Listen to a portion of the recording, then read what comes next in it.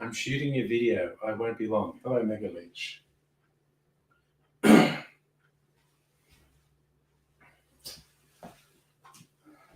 Maybe 5 minutes, maybe a bit longer.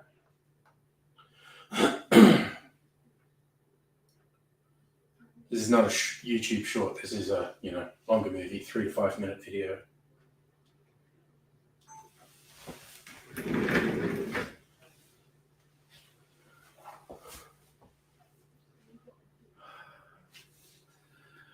G'day, cocktail lovers. We are fast approaching that time of year.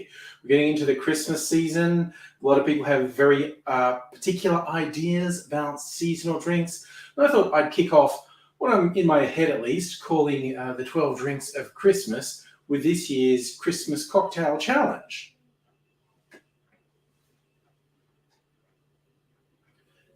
In the lead up to Christmas, I plan to do 12 Christmas themed drinks, either very specifically or at least kind of sort of Christmas themed, stuff suitable for drinking anyway in parties and festive modes. I'm going to start off, we've got the 2022 hashtag Christmas.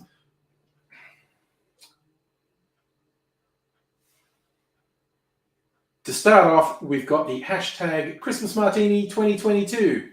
I think I got that in the right order. Challenge put out by Vino from 60 Second Cocktails, Rob from Rob's Home Bar, and Dave from Booze on the Rocks. And we've done these challenges last couple of Christmases and for other occasions as well. There are some fairly simple rules, and it's just to have fun and to have a bit of a theme. Have it Christmas themed, have it be festive, serve it in a martini glass.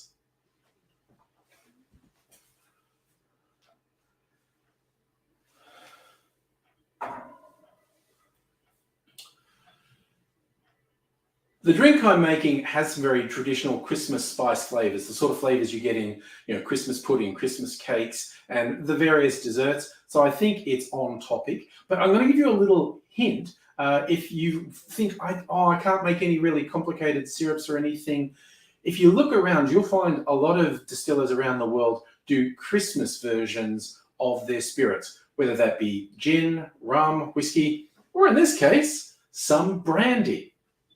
I found this last Christmas. It's from a distillery not far from where I live, out on the Mornington Peninsula. It's called the Bass and Flinders Distillery. Their spiced Christmas brandy is just fantastic. I got it last Christmas and it did not last very long at all. So this Christmas, when they released it, I got 2 bottles, working my way through the first one, just as a description of it. It's inspiration from their 4th generation Christmas pudding recipe. Seasonal brandy infused with dried fruits, orange zest, and Christmas spices, including nutmeg, cassia, and clove, gives the spice brandy a layered, whimsical nature. It's basically really good. I mean, honestly, I just have this with supermarket eggnog, and it's great. But I'm going to put a bit more effort into this cocktail.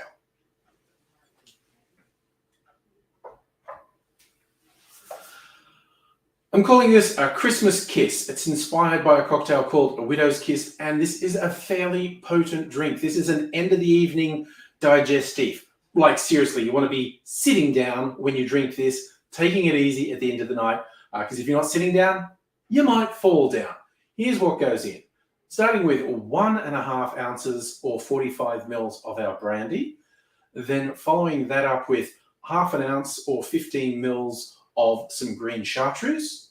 After that, 1/2 ounce or 15 mils of Dom Benedictine, and then adding 1/2 ounce or 15 mils of cherry liqueur. As a final touch, I'm putting in a couple of dashes of cranberry bitters, another great traditional Christmas flavor.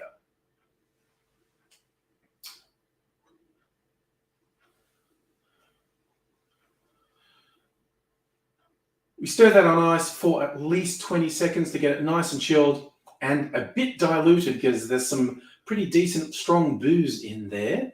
And then we strain that into a chilled martini glass that I've made suitably festive. It's got Santa on it.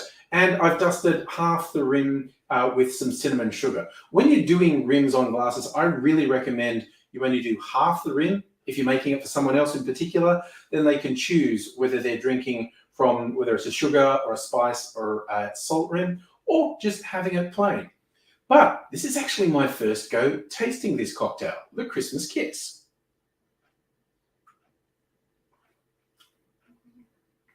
Oh, it's boozy. It's got some sweetness from those liqueurs. And there's the really complex flavors. The herbal and Christmas spice flavors are playing together really well. For something I kind of sort of made up on the fly and improvised, it's turned out really well.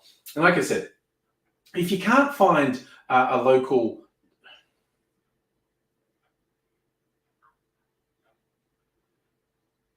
One final tip, if you can't find like a Christmas version of a spirit, like in this case, brandy, a good workaround, get yourself some allspice dram. Just put about 5 to 10 mils, 2 spoons of allspice dram in, and that brings out those island spice flavors that go so well with everything else that's in here. That's my tip for Christmas. Another tip, look for the hashtag, because there'll be a lot of really interesting cocktails, some great creators, and besides getting tasty drinks, it's a bit of fun to see what everyone's doing for Christmas drinks as well. I hope you look after yourself, and I hope you check out what I'm doing in the lead up to Christmas, my 12 drinks of Christmas. Here's number 1, a Christmas cheer.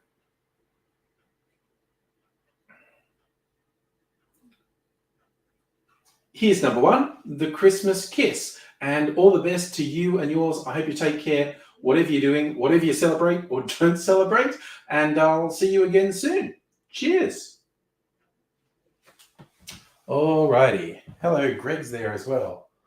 All right. So that's my Christmas video. I'll just switch this sheet off. That was not bad. 6 minutes, 6.5 minutes. All right. I also did promise to make Mrs. Angry a brandy and eggnog. I'll just do that. I'll get... This is a good glass for it. All right, so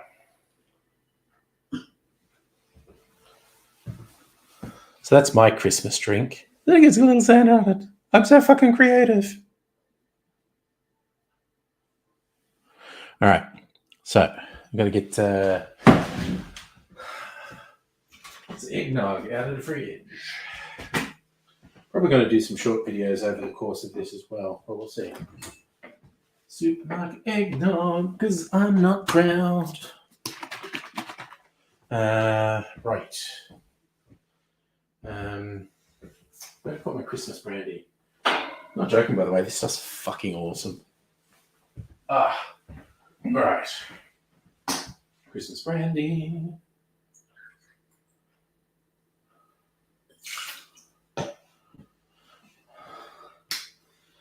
And right. All right, I'm just gonna strain a bit more of this into my glass. Hey, Safa. And a Christmas drink. Do a couple of ounces of the eggnog. Shazam, y'all. Captain Marvel Jones. I get the weirdest shit stuck in my head, honestly. Like, I feel like no one except me remembers these weird things. I'm probably wrong. But I'm just going to get the nutmeg as well. Captain Marvel Jones. He's a southern Superman. All right. Greg, I don't make my own eggnog. I'm lazy. I use supermarket eggnog. But I did find some recipes that have some very interesting stuff to combine with eggnog, and I will be doing those. I'll tell you about them in a bit. I'll also do the polite thing now. I will switch off the microphone for 10 seconds while I shake this.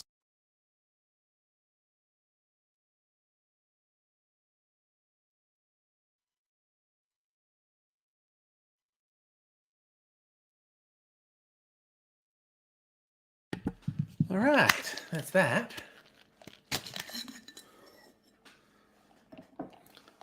So yeah, Greg, talking about eggnog, I see other people make eggnog from scratch.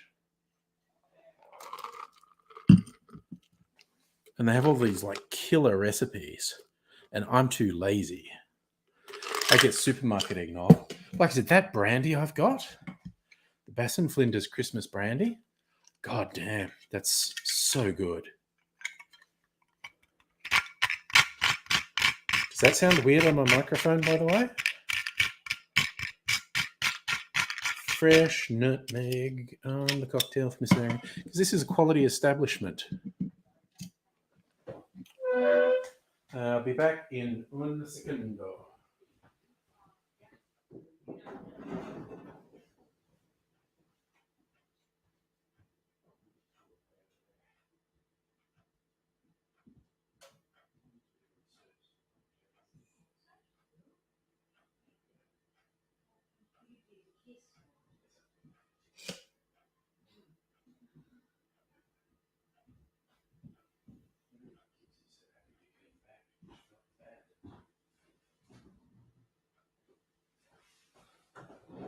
All right, and we're coming back. I just realized a couple of things. Gonna do some shiz just because I can. Okay. All right. Eggnog and Christmas custard, the same thing? No. Custard is custard. Honestly, from a certain perspective, eggnog's like diluted custard. Ooh, that's a bit weird. All right. Gonna have to get myself another orange.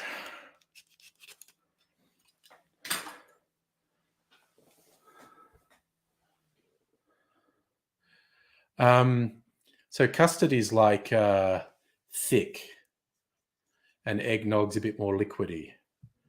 And yes, nutmeg technically poison. I don't think you even have to do that much of it to poison yourself. I'm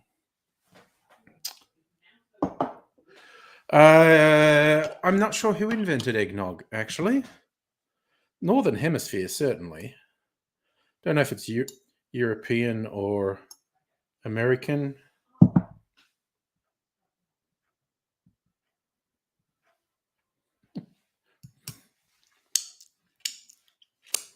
Putting on my traditional garnishes in my martini now. Yes, custard is heavier than eggnog. Custard's quite thick. Well, we are on the internet. Eggnog origins. What does the internet say? Posset. 13th century European monks made it. Settlers in America made more eggs and milk. Settlers in America had more eggs and milk than they knew what to do with. So it got...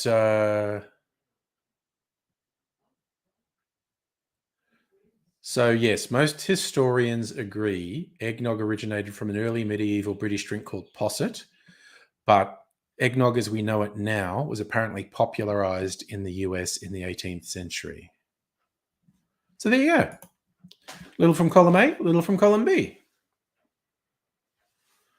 Megaleach. Oh, God, a study. Oh, okay. Toxic nutmegs. 1 to 3 nutmegs or 5 to 15 grams. Well, okay. So I had about 100th of that. And I don't know anything about a US bomb plane. All I know is the US spends too much money on armaments. Santa says, cheers. Man, this is actually good. I just improvised this tonight. And it's good. Oh, now my hands are sticky. going to wash my hands.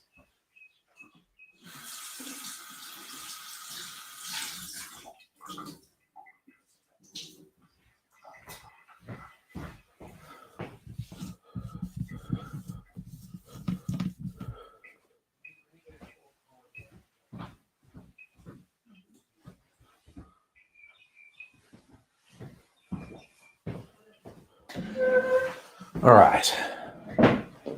Whew. Report said only one death to their knowledge attributed, and that's an 8-year-old boy. What did you do? Just get into the fucking pantry and eat nutmegs? Oh yeah, I've heard that. Psychosis from intoxication or psychosis from nutmeg. I've heard that. Safa, you get drunk if you put alcohol in eggnog. I mean, like, obviously that stuff I got from the supermarket is non-alcoholic. And then I made Mrs. Angry drink that had 2 shots of brandy in it. So you could obviously get drunk from that. All right, bring up my Trello.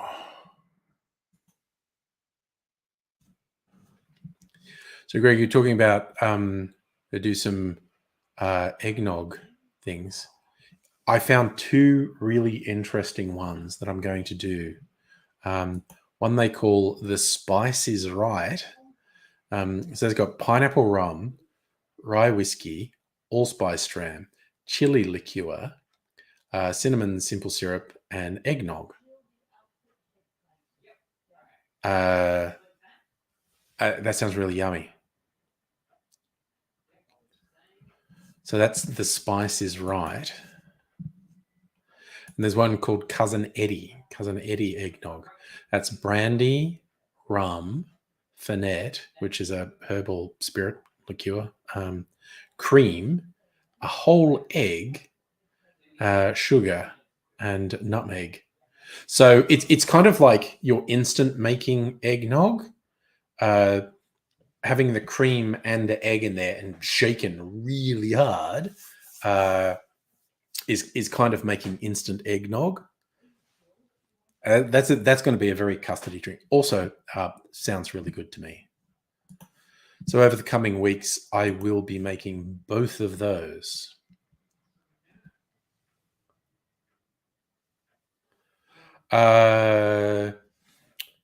Safa, the brandy custard and brandy eggnog, or there's rum eggnog in the supermarkets. It's only flavored. There's no alcohol content. So you can get the flavor of brandy or rum in there without actually putting brandy or rum in there. So that's why it's just in the supermarket, because it's got no alcohol in it. Although weirdly, in the cooking aisle, the flavor essences, they have, like, you get lemon essence and vanilla essence and all those things. They have, depending which ones you're looking at, they have between 20 and 60% alcohol content. They don't taste very good, but you could get fucked up on them. Chris, yes, COVID's 3rd birthday must be over it. Well, dude, we've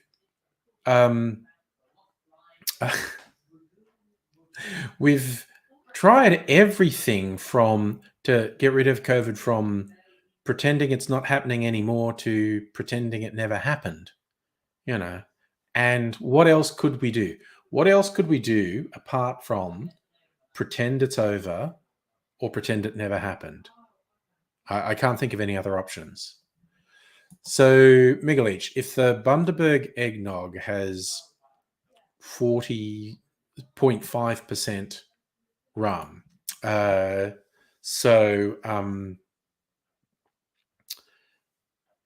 Bundaberg rum's like 35 to 40% alcohol. To make the maths easy, we'll say 40%. and then that's only 0.5% of the thing. So that would mean that the Bundaberg rum eggnog is about 0.2% alcohol, and that doesn't meet the legal definition of an alcoholic beverage. 0.2% alcohol it is legally non-alcoholic. Now, if you had a prescription against alcohol for religious or moral reasons, you wouldn't drink that because it's got a microscopic amount of alcohol in it. But in legal terms, the alcohol content is so low, it doesn't qualify as an alcoholic beverage.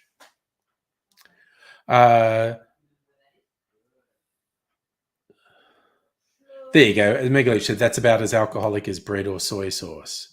And again, so technically, you could drink enough of that for it to show up in your system. But I feel quite confident you'd be vomiting from just drinking so much eggnog. So, like, okay, how much is in here? Okay, so I'll do some quick maths. Okay, so that's a litre. So these bottles are a litre. That actually makes the maths pretty easy. So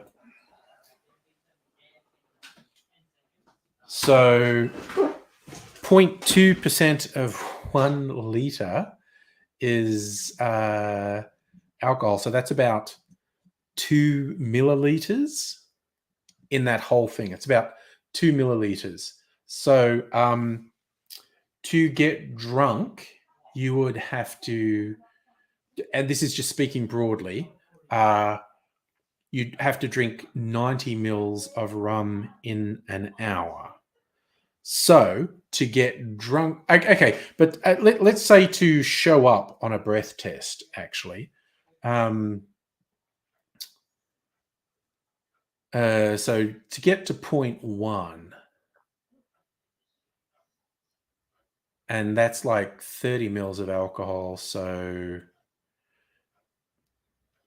you'd have to show up as any alcohol, and I mean like 0.01, 0.02, you'd have to drink about 10 to 15 liters. If you could drink 10 to 15 liters of eggnog in an hour, it might show up in a breath test. Megalich, there's 5 mils of the whiskey, but it's only 35 to 40% alcohol. So there's like 2 mils of alcohol in the whole thing. So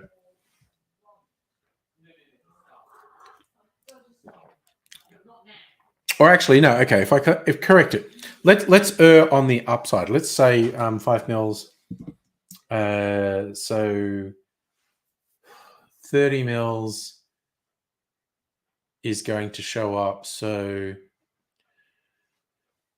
theoretically, if you drank 6 liters of that in an hour, you may have consumed enough alcohol to show up on a breath test. Not enough for you to be drunk, but if you had to record a 0.0, if you drank 6 liters of that in an hour, you might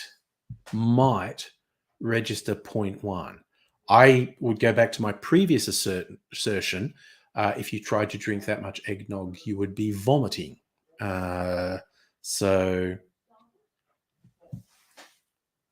it's one of those things that's theoretically possible, but in practical terms wouldn't happen. And yes, Megalich, that's right. That's the other thing. Drinking 6 liters of water can kill you. And if it doesn't kill you, it produces behavior that looks like alcohol inebriation. So yeah, in other words, essentially you cannot get drunk. In fact, you probably can't drink enough of it to even register, say, 0.01 on a breath test, because you'd vomit. It would make you vomit. You know, you get those weird milk drinking challenges people were doing years ago, you know, skull milk till you vomit. Most people manage to scull somewhere between half a litre and a litre before they vomit.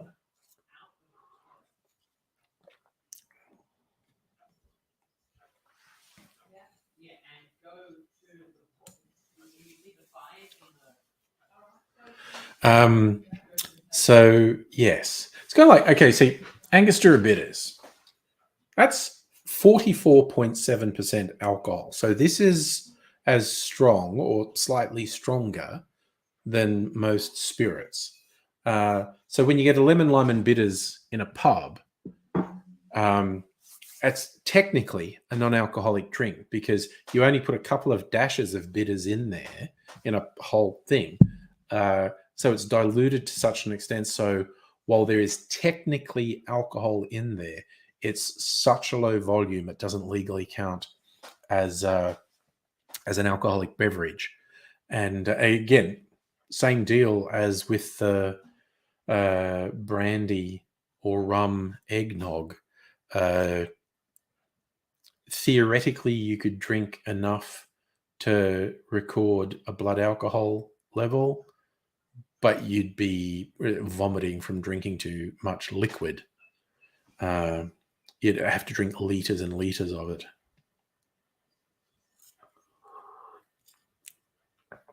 So, yes, but again, but as I'm saying, by the same token, if you had a religious or moral edict that said you could not consume alcohol at all, then you wouldn't drink lemon, lime, and bitters because technically it has alcohol content. Oh, wait, I've still got that bloody banner rolling along it. Could come in useful later because I'll probably shoot another video, in fact. But I'll stop it for now because I'm not actually shooting a video. I'm chatting. So Safi's saying there was only 8 episodes next season, Doctor Who. Well, I for one am very intrigued to see where it goes. Different production team, different production style. It seems like it's the international, mainly American streaming market that they're pitching for really hard. Here's the thing: could be great, could be good, might suck. I think I'd lean towards it. It will probably be good. I got to decide if I am going to make 1 or 2 more drinks tonight. I'm going to make. I'll make hot drinks tonight because a couple of the ones I'm planning on making are hot. I'm going to do hot buttered spiced rum, and then a classic hot toddy, and maybe Jeffrey Morgenthaler's recipe for a hot toddy.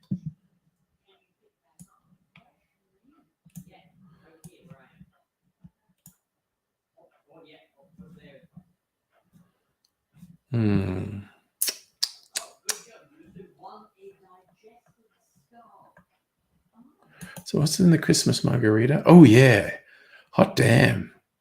I might make a Christmas margarita tonight because I like the sound of that one.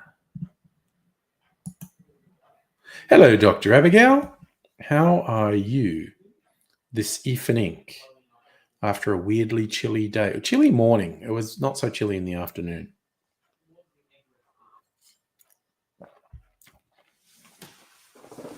Yeah, but after our first really hot days, to get a weirdly cold day so soon after. I actually had the heater on this morning. You know, we're in the second week of December and having a heater on is fucking ridiculous. Accepting. Okay. So what is Rain's going to go away and it's going to warm up again. And then there's going to be more rain and it's going to cool down again. But it looks like Saturday's my laundry day. That's a happening thing. Okay, I think the rain's just past me. There was a bit of rain earlier. It's past me now. All right. All right, all right, all right. Okay. God, I thought for a second I saw the indicator that my internet was fudging out again. Right. This was a yummy drink, by the way. And hello, Lee.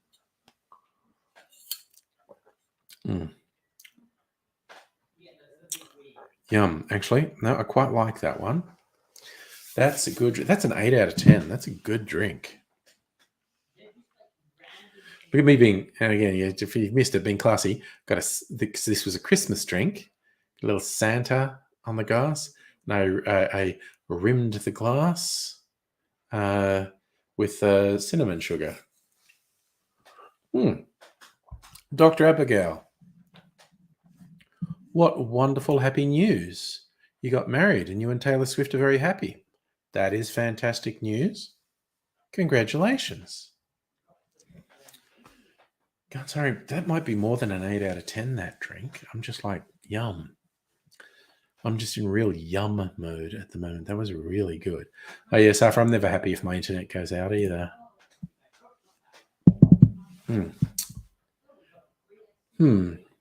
That drink's moving up to about an 8.5 out of 10 in my mind now. I'm very, very happy with it. But I'm going to make this Christmas margarita. My version: añejo tequila, allspice dram, macadamia liqueur, lime juice, and agave nectar.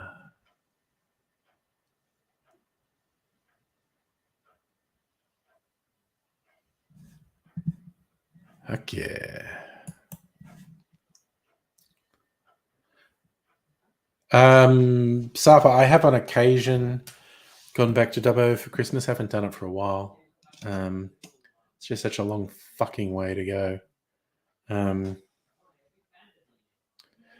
I don't enjoy the travel. I used to drive it when the young'uns were young. I have also flown to fly. I have to go Sydney to Melbourne and then get these little country-sized planes to go to Dubbo. Sort of planes with the propellers where you're flying them and it feels really dodgy and you go, if God had meant us to fly, we would have been given wings. This feels unsafe. There is an airport just outside Dubbo. It doesn't have really long runways, so big planes can't go there. What's the country? It's called Rex, I think. The country airline. Yeah, but propeller-driven planes as opposed to jets. And yeah, it's a bit dodge as far as I'm concerned.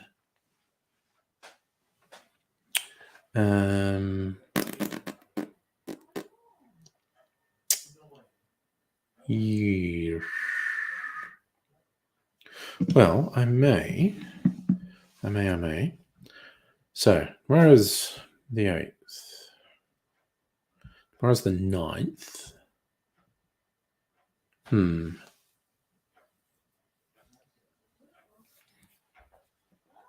Trying to plan how to do this.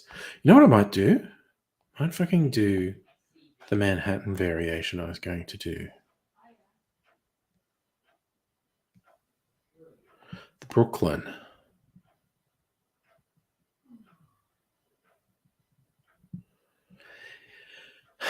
Yes.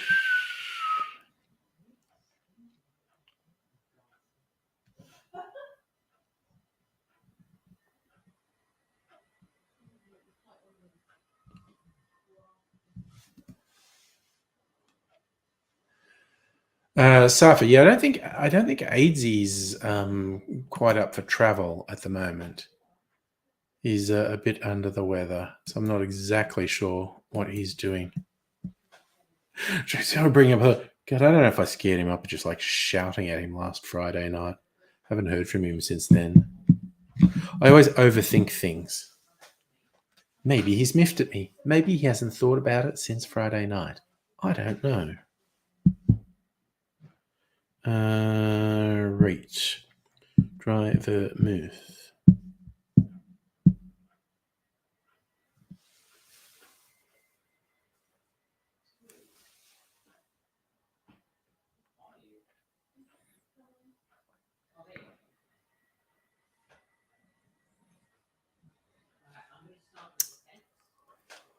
Right.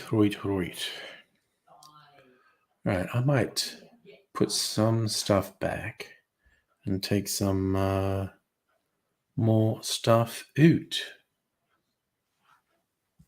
What I shouted you about, he said nice things about Elon Musk that weren't true. And I kind of tend to let AZ go when he's doing stream of consciousness stuff, even when it departs from things that I'm confident are true. But he just basically started saying Elon Musk was smart, and he fucking isn't. It's when you wanted to step away a bit because I was getting a bit spirited, Dr. Abigail. It's a little bit triggering when I start shouting. But yes, it was basically, I felt compelled to push back and go, no, Elon Musk isn't smart. No, Elon Musk isn't a genius. Elon Musk is a child of privilege and an egocentric fuckwit. So I just felt compelled to push back. And also, as he was doing the thing where he monologues and he just constantly talks without drawing breath and doesn't leave natural gaps for anyone to respond or join in the conversation. So I had to go over him. And I was probably 3 or 4 drinks in at that point. So I just really went in there. You know, not saying I'm a rude drunk, but, you know, don't get on the wrong side of me when I've had, not that he didn't get on the wrong side of me. That's definitely the wrong phrase to use. But yeah, I'm a bit more inclined to go for it. Safa, I guess you're asking, are all privileged rich people jerks? I mean, my short answer is yes. There's going to be a sliding scale of them. But here's the fact. Almost without exception, virtually the only exception is someone who wins a fortune on the lottery. But pretty much without exception, in the modern world, you cannot accrue wealth without exploiting people. And I mean fucking people over. So basically, anyone who counts their wealth in, I mean, okay, let's get extravagant. Let's say the tens of millions. Anyone who counts their wealth in the tens of millions of dollars has fucked people over to get there. It's that simple. Now, some people who aren't even rich fuck people over and are awful and gross and terrible. Wealth in itself is not the arbiter of being a fuckwit. Plenty of poor fuckwits out there. Plenty of poor exploiters out there.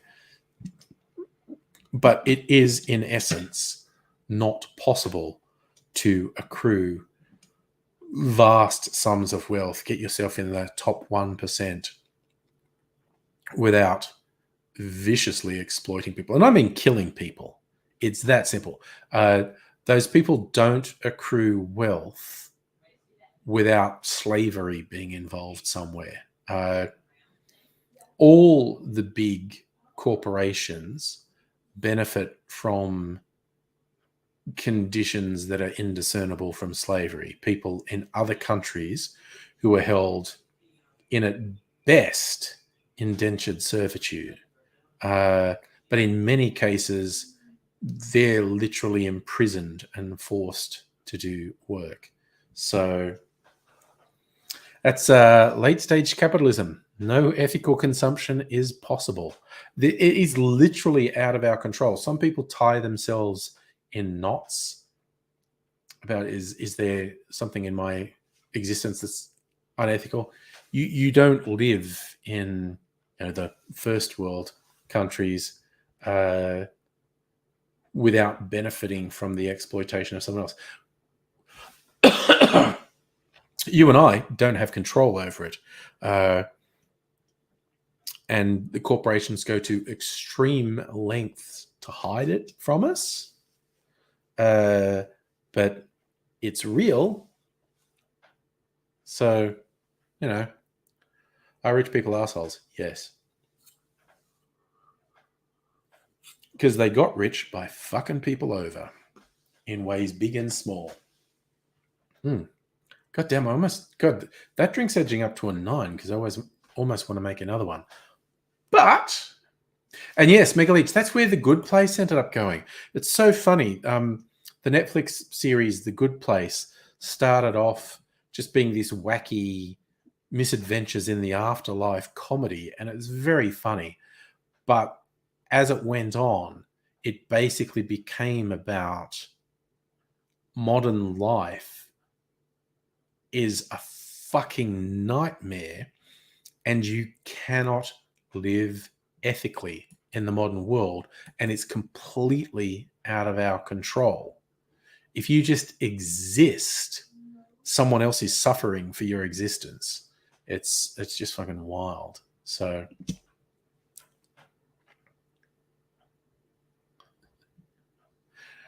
and also just talking about The Good Place, of starting off just being wacky funny and getting into this hardcore no ethical consumption in late stage consumerism. It's kind of like Andor and Rogue One in the Star Wars universe. All the other Star Wars, ooh, epic adventures, thrilling. And Rogue One and Andor is war crushes people, but our only option against fascism is violent resistance. Oh no, Murphy's only cold. I was worried about cold. Does anyone remember on Tuesday night? I was worried that I'd have no voice, that I'd be super phlegmy on Wednesday. And I wasn't. Actually, Tuesday night, talking when I was just a bit phlegmy, that was about as bad as it got. Because other members of the household had a cold, so I thought I was getting it too. But it didn't really come on, so that was good. You're Megaleech asking about your prenup with Taylor Swift. You just jump straight in more ways than one. Yes, innuendo. Possibly one of my favorite things. So yes, Safa, I also said yay at no cold for me. All right. I am going to get stuff ready to do my Christmas margarita.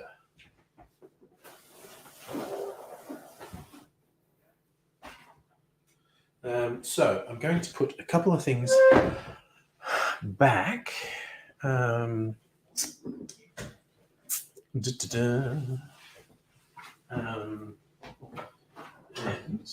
get a couple of things out.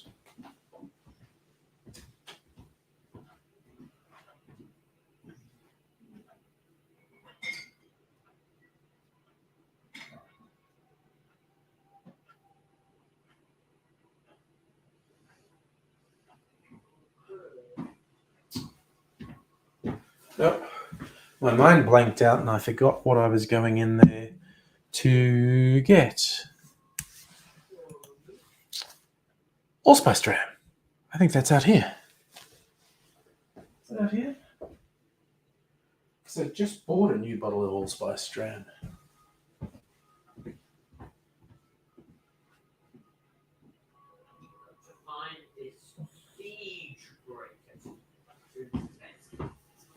Got my new bottle of Allspice Dram.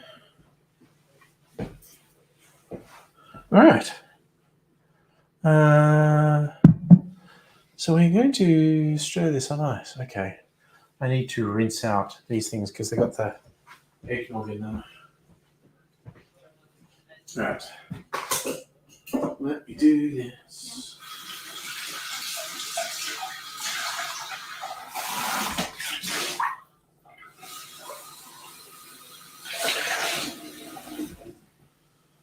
Whew.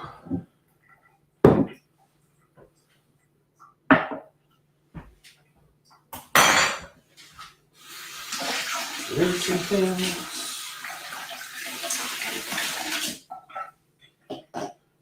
This tin.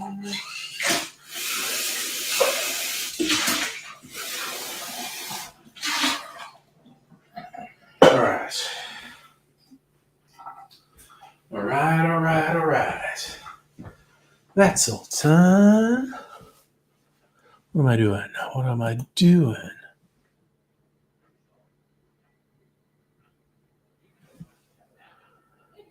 Oh, yeah, no.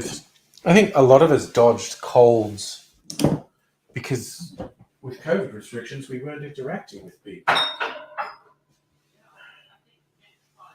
Now we're interacting with people, so we get colds again. Añejo tequila. That is my Añejo tequila. Man, I haven't drank this for, but I drank a lot of it, and then I stopped drinking quite so much of it. Okay. So, into tequila, allspice dram, macadamia, lime juice, and agave nectar. Okay.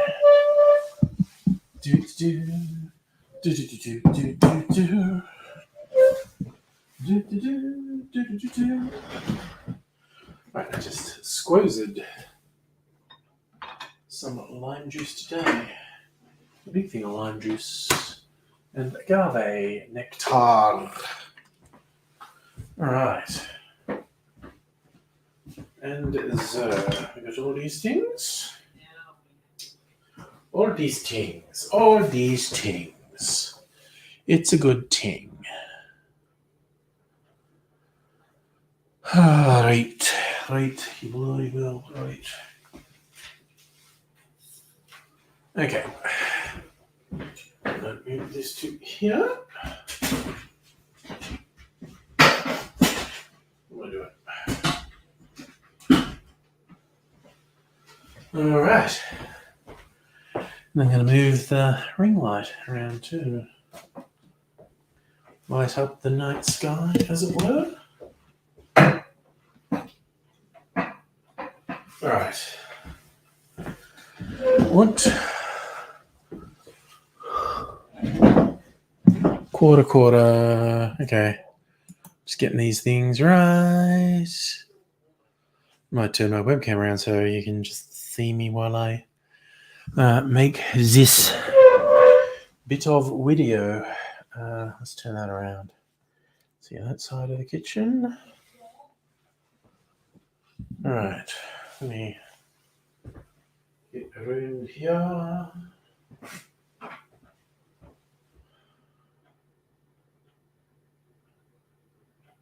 Oof, I was going to do the Brooklyn, wasn't I? Well, fuck it. I'm all here for the Christmas margarita now. We're getting this crack because I'm breaking the seal on this. Maybe get that once. All right. Añejo tequila.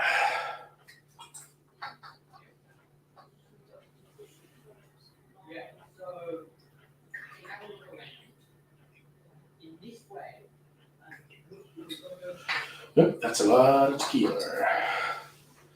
Okay. Und so, wir turn this light on. All very bright. We bring this down. And we go to high-speed shooting mode. That's it. And because this is for the shot.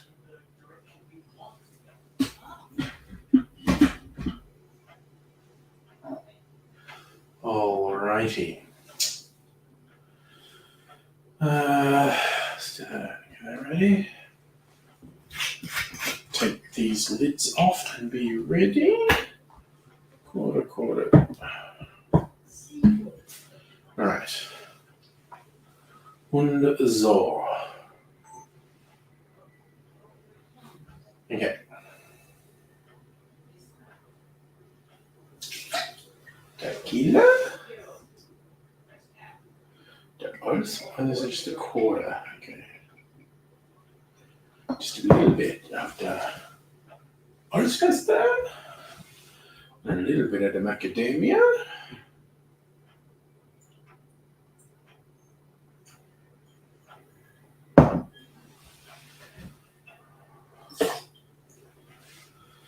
And now juice.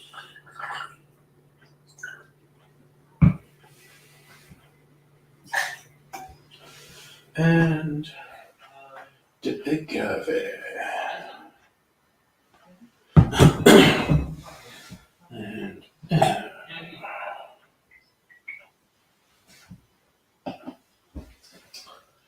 And dot. Alright, I'm just going to put some ice in this. And I also want to put ice on that. Right, get some ice for the shaking. That's enough for me.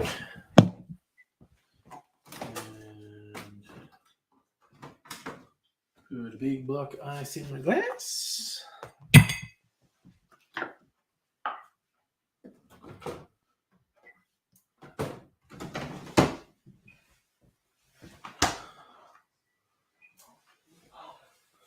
All right. So, I'm back. And put the glass there. Oh, and I'll do the polite thing. And I'll switch the microphone off for 10 seconds.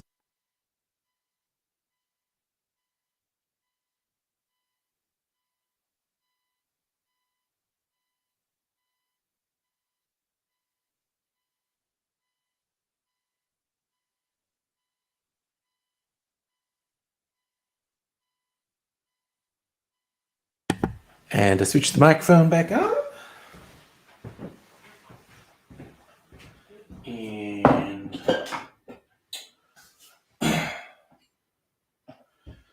okay. Frame up this glass.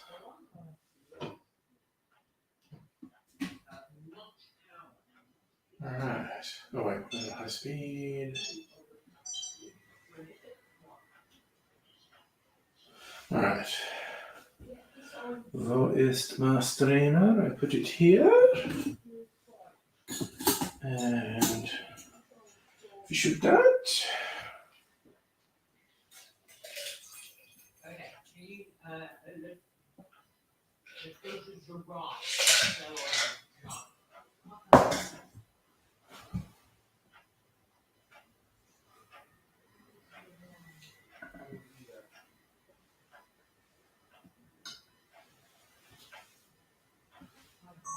All right.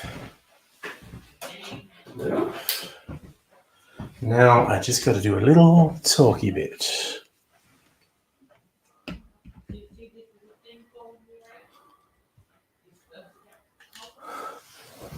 My first time, you talk about DRM replicators. So it's like a Cory Doctorow story.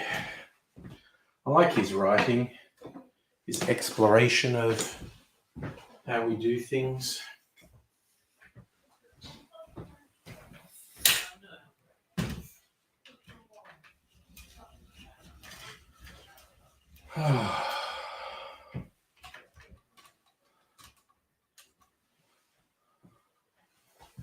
All right, let's turn that on.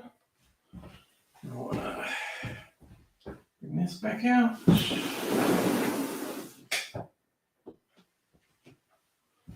Okay.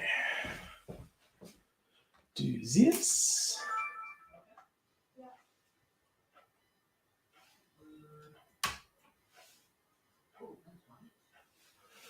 That's fine. Let's do this.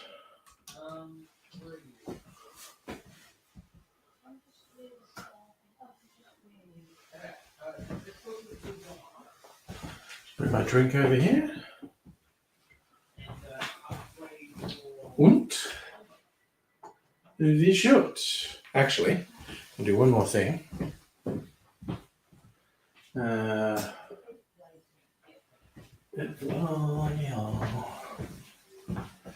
It's over here. Ready to shoot a little bit extra. Honey, you killed the stream. Did you? All right. Okay. Oh, I need to record my audio as well. Be back in the chatting. Come on, load. Loading, and we're off to the races.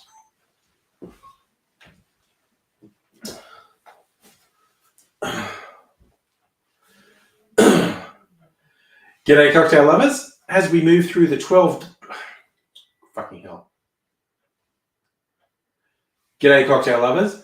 As we move through the 12 drinks of Christmas, how about a Christmas margarita? This is going to keep the base of a margarita, tequila and lime, but bring in some other flavors that are a bit richer, a bit more what people associate with Christmas. It goes like this. We start with 1.5 ounces or 45 mils of añejo tequila. Then we add 1/4 ounce of allspice dram. And I am forgetting the ingredients.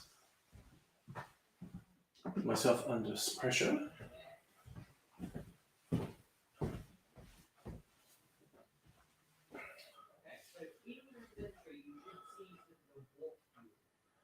Then I'm adding 1/4 ounce of a macadamia liqueur, although you could use another nut liqueur like amaretto here. And then I'm doing 3/4 ounce of lime juice and rounding things out with 1/2 ounce or 15 mils of agave syrup. Then I add ice to the shaker, give that a good solid shake for 10 to 15 seconds. And I'm going to serve it like a Tommy's margarita in a rocks glass over ice. And we strain that in. And I just like a garnish of a peel of orange and some maraschino liqueur. And for a garnish, I like a peel of orange and a maraschino cherry on a skewer.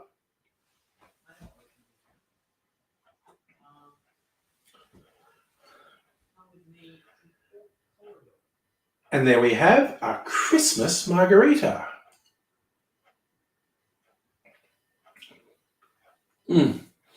The lime juice is keeping that spirit of the margarita in there, but there's the added richness of those flavors. This is a great variation on a margarita. I recommend you try it. Cheers. All right. Ooh, and now I'm just going to shoot one thing. This is a cheat. Shoot of me shaking it.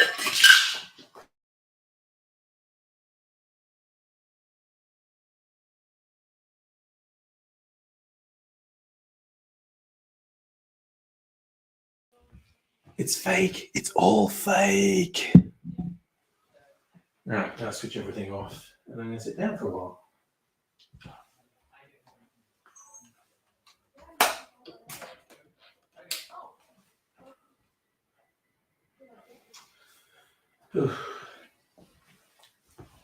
And I may or may not do another drink tonight.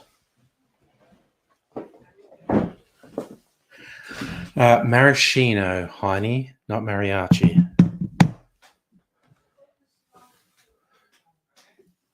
With Marasca cherry. It's Italian, not Mexican. Cheers, y'all.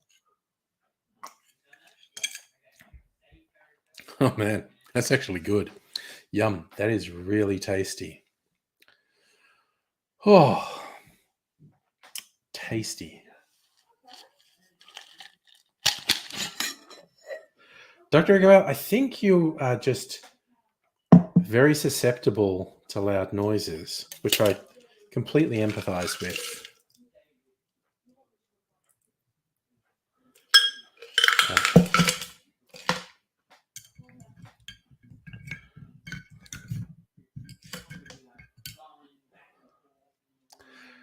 Yeah, ice can be a soothing sound. Like I think the gentle clink of ice, but it obviously can be a very harsh sound. Man, that is good. Okay, it's also the first time I made that, and it's really fucking yummy, actually. Am I calling you autistic? All right. But not limited to, but part of, yeah. Yummy. That's another 8+ drink tonight. Yum. Because the okay. Tequila talk. There are 3 main types of tequila: blanco or silver tequila, clear tequila, which is usually unaged, reposado tequila. I think that just translates as rested. That's been in a barrel for, I think, anywhere from a month to a year. And then añejo tequila, which I think translates as aged. And that's been in a barrel for 1 to 3 years. You always get people saying, use añejo tequila in cocktails. Like, fuck you, I do. The recipe that I found for this one actually said use reposado. And I'm like, oh, no, fuck no. I'm using añejo. More rich flavors. Sorry, I didn't put the lids on anything over here. Just going, I should put the lids on everything. So, all right. Put these back. This goes up here. And this goes in the fridge. Ugh. Okay. Rocking and a rolling. Not limited to, but, said the actress to the bishop. Oh, that's hardly a limit. Right, I may or may not make another drink tonight. Might make a Brooklyn. We shall see. With Ifnik, Texas. Don't know why I'm saying that in a bad German accent. I was thinking of the news that some absolute weirdos in Germany had a plan to stage a coup and overthrow the government. 30 of them. It's just like, these people are so fucking delusional. It's, well, this guy who's from some obscure royal family from Germany thought he could declare himself Prince of Germany. It was so weird. Just weirdos who are into, QAnon shit in Germany, for fuck's sake. Again, the weirdest thing to me about these right-wingers, particularly the incredibly conspiracy-prone ones around the world, the weirdest thing is not that they're right-wing fuckwits. They're always right-wing fuckwits, the same as they are left-wing fuckwits. But when they are planning, the overthrow of the state or violence against the state, they appear to have the truly unhinged opinion that they won't suffer any repercussions for it. And that's what does my head in. Like, you look at any radical left-wing activist, they know going up against the state makes you an enemy of the state, and you need, secrecy and covert action. Where these fuckwits do their insurrections out in the open, and they clearly and explicitly believe they will not face repercussions for what they do. And it's like, of course you fucking are. The state doesn't like being overthrown. Yes. Dr. Abigail, no one who speaks German could be evil. Thee but thee. Die but die.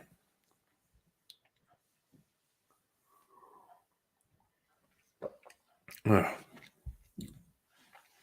Having done a little bit of German language at high school, having to memorize the scenarios, because there are three different ways to say "the" in German. It's die, D-I-E, der, D-E-R, and de, D-E.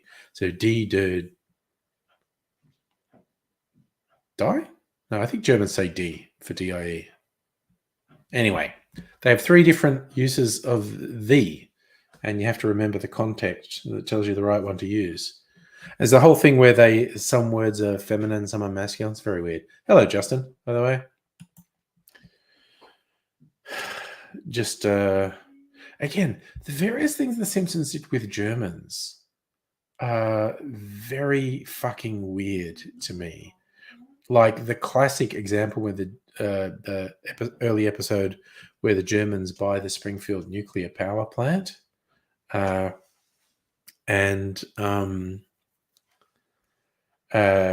when Burns ultimately screws them over, and the German goes, "Very well, you win this time, but be careful. You might find out Germans are not all sunshines and roses." And then Burns goes, "Ooh, the Germans are mad at me. Ooh, I'm scared. Ooh, and it's like, okay, this is clearly a joke about German aggression in the 20th century, first half of the 20th century. It's still weirding me out, though. Justin, how do we celebrate a virus's birthday? Well, we mark the occasion. 3 years since the first confirmed case. Now I've been looking like, I get Facebook memories, and I've got the stage because by January, we knew COVID was a thing. And so I'm just looking at the Facebook posts from 3 years ago and going, look at that carefree, not knowing the world's about to plunge into a global pandemic attitude. And how innocent I was. And I think I'm going to be very interested. If not actually having fun, I'm going to be very interested to once again relive those memories of the onset of the pandemic and what I was thinking and what I was reacting to. Because yes, the innocence will not last much longer. I'm not going to cheat and look forward to anything. I'm just interested. I'm going to wait and see when I get my first Facebook memory of, I understand this is a thing and it's bad. Neither Megaleech nor Justin has had COVID. Good for you. Mrs. Angry hasn't had it either. Neither has young Ms. Angry. And I don't think Mrs. Angry's lad's had it either. So, yeah, I think we're down to it's a minority of the population, though. A minority of the population has not had COVID. Well, we'll see what this Northern Hemisphere winter brings. If it's manageable, if there are new mutations or whatever the case may be. Christ, it's just like 3 years in and no one fucking knows where it's going. It's you can make We have a lot of data now. We have a lot of patterns. You can make educated guesses. But still, all this time later, we still don't know for sure how this is going to play out. What is the world going to be like in 6 months, a year, 5 years? It's very, very weird to me.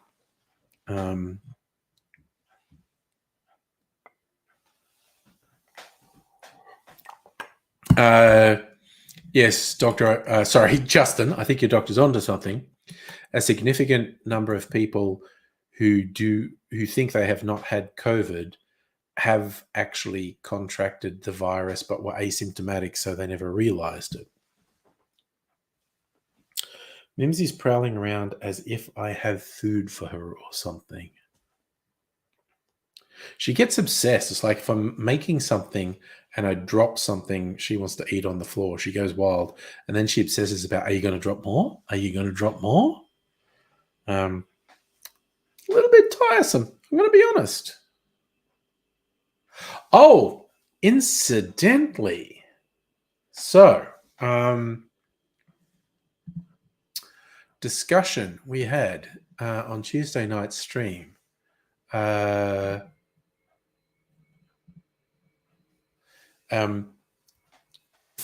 Anyone who's up for it.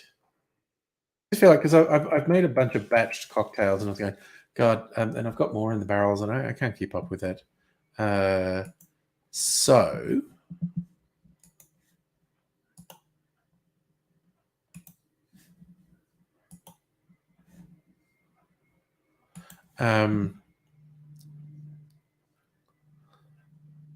I'm going to, for anyone who's up for it,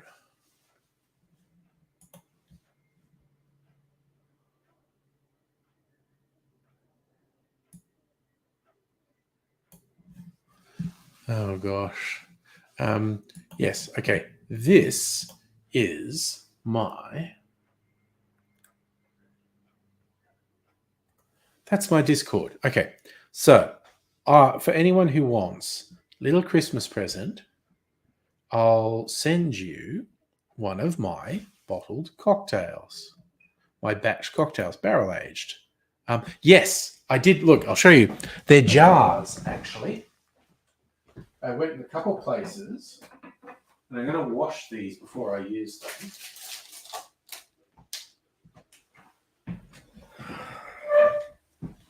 But, so I've got these. Got these little jars, little screw tops, so they won't leak. I'm going to wash them. I'm not just going to use them straight out of the packet. So I'm going to wash them, and they'll hold like 2 serves of a cocktail. So if you're not already on my Discord, like join that so you can message me. Or if you're not on Discord and don't want to be on Discord, to DM me on some social media, Facebook or Twitter or whatever, a postal address. Probably going to send them next week just to make sure they get to everyone. Oh yeah, no, well, Greg, I'm going to be in the city on Monday and Wednesday. I'm going to be in the city on Monday and Wednesday, unless there's some hideous COVID outbreak between now and then. I'm going to be on the city on Monday and Wednesday next week. Yeah, DM me. Also, you should take a note. The options are a barrel-aged man. These are all really fucking good, by the way. I really like all of these. There's a barrel-aged Manhattan. That's whiskey and sweet vermouth. There's one called Lucino's Delight, which is essentially a gin Manhattan.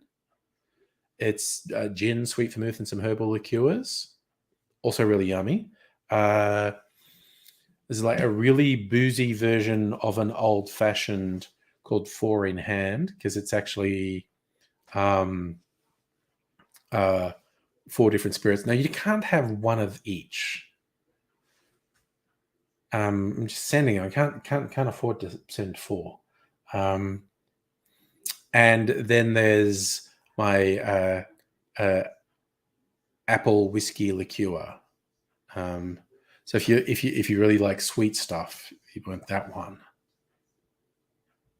says the link isn't valid. That should not be the case.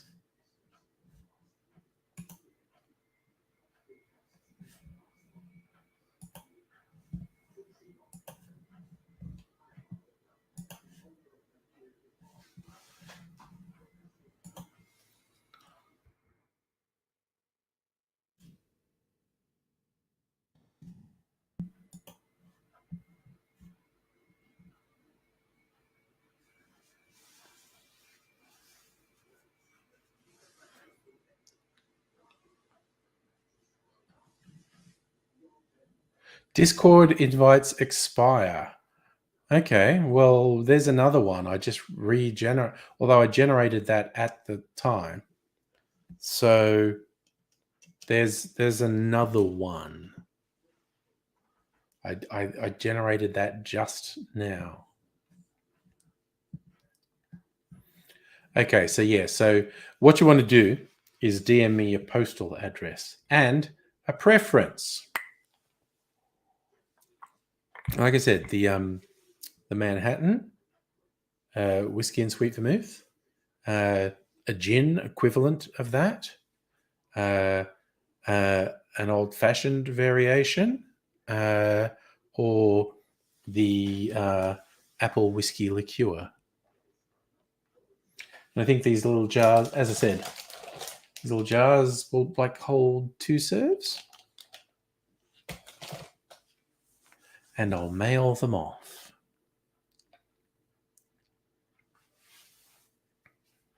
Just for fun, just to, spread a bit of Christmas cheer, say thanks for hanging out on various streams. What are you doing, Mimsy? Being a weirdo. You going to get up on your perch? What are you doing, you weird cat? She's, there she is. There she is. All right, settle down. Settle down, you weirdo.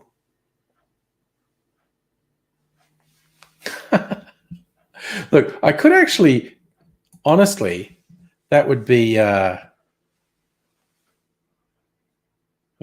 be you could build up a community and do that. But there is, in terms of money making, there are legal things. I think I can get away with sending gifts. Actually selling alcohol, I think, requires a license. So, yes, isn't that right, Mimsy? Isn't that right? You silly cat. You silly, silly cat.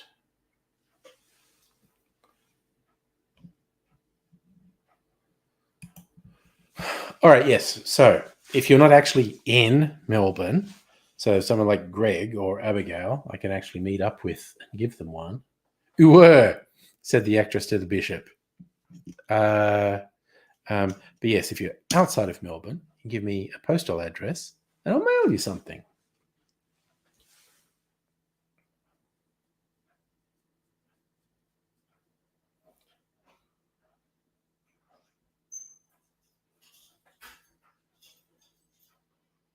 So, young Mr. Angry back from being oot in a boot with his friends. Really?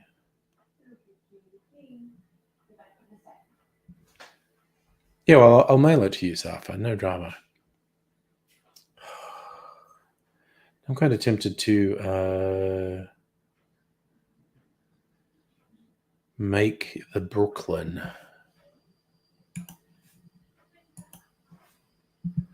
So Christmas margarita I'm doing.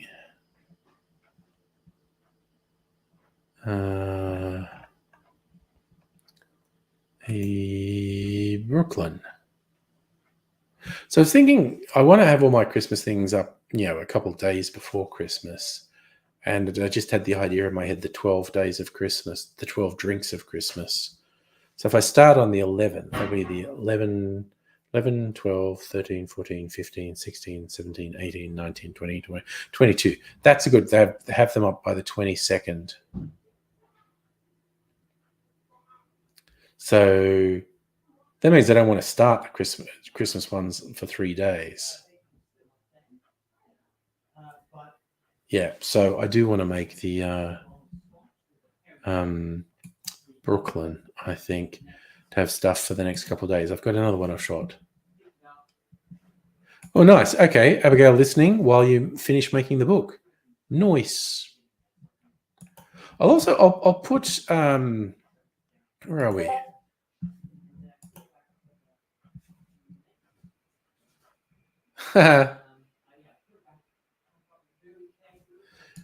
Jazzy on there. Nice. Who's posting memes? Megalich is posting more memes. Oh, Chuck Wendig. I've got to get into his books. I follow him on Twitter. So I'm going to share the meme that Megalich just put up there because I like this one. I think it's fantastic. So this is writer Chuck Wendig. Tuesday, the day you realize nothing can stop you because you are a magic skeleton packed with meat and animated with electricity and imagination. You have a cave in your face full of sharp bones and 5 tentacles at the end of each arm. You can do anything, magic skeleton. That's a good... I love that one. Chuck Wendig. He's pretty funny. Oof, no...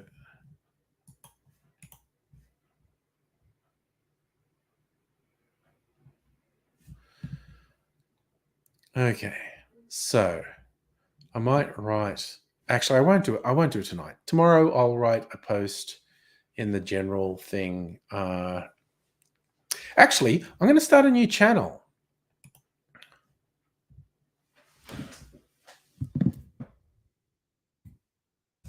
Christmas cocktails.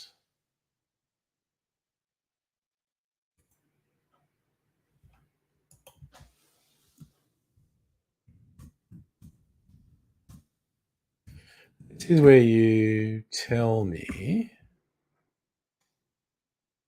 what cocktail you want me to send you for Xmas or ask questions about them. The 4 options are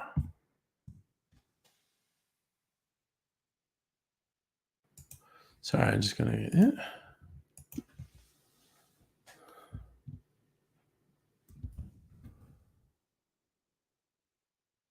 Barrel-aged Manhattan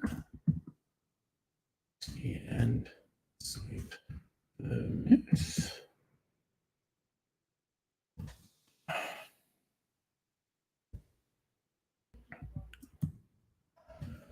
Lucino's.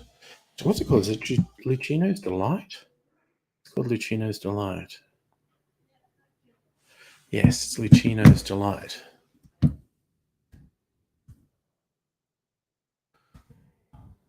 Essentially, gin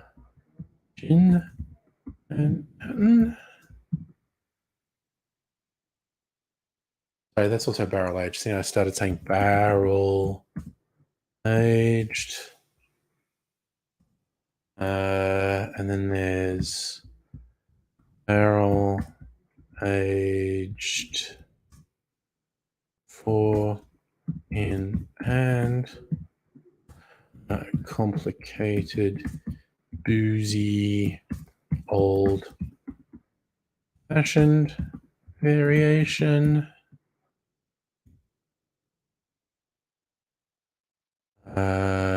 What's the last one? My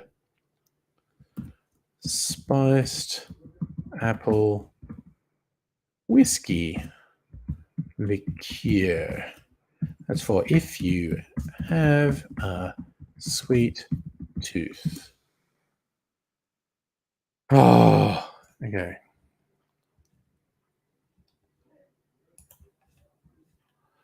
All right.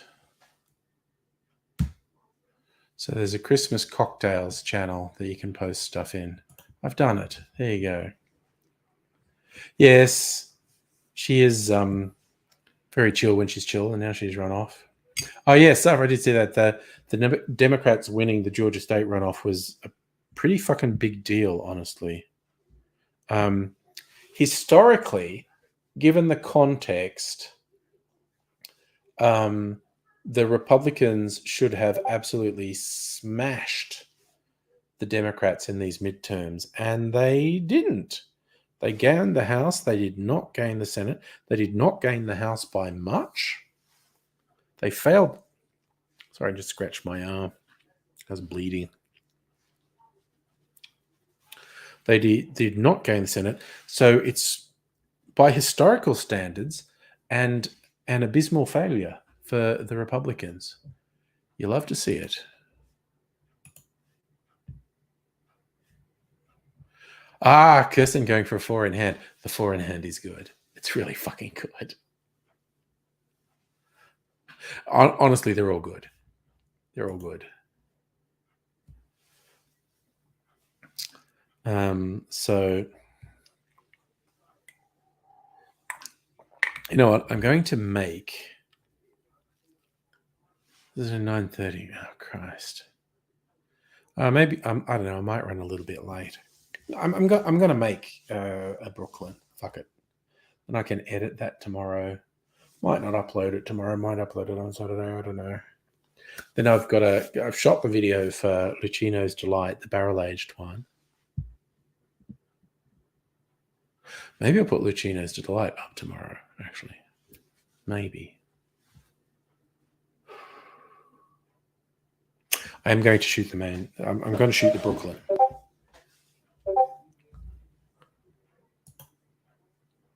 Safa's going 4 in hand.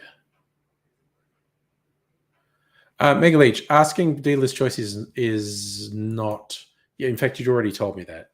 And that's not annoying. I don't mind doing that at all. And hello, Kirsten, by the way. You're here on the chat. Justin, you may well be right.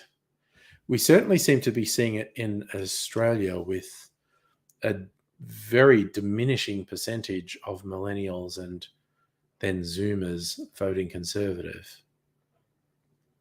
But who knows? All right. I am going to make Brooklyn.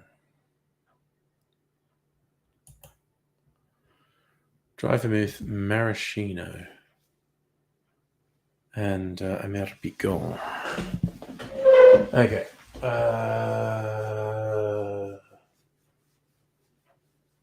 You know what? It's a fucking short. I'm going to lie on a video again. I'm not even going to get a particular thing. I'm going to use... where is it? It's over here, I think. Where's it? No, it's here. O to B. Fuck it. I'm actually going to use O to B instead of Marish. What could I use? I don't fucking use that. Well, after this apple brandy. 1/4 ounce. All right. Fine. That. Gonna get the dry vermouth out of the fridge. Right, now move the camera around here. Yeah. I'm going to bring this light over here. Do the video of putting stuff in the glass first. Oops, made a fucking mess there. What was that?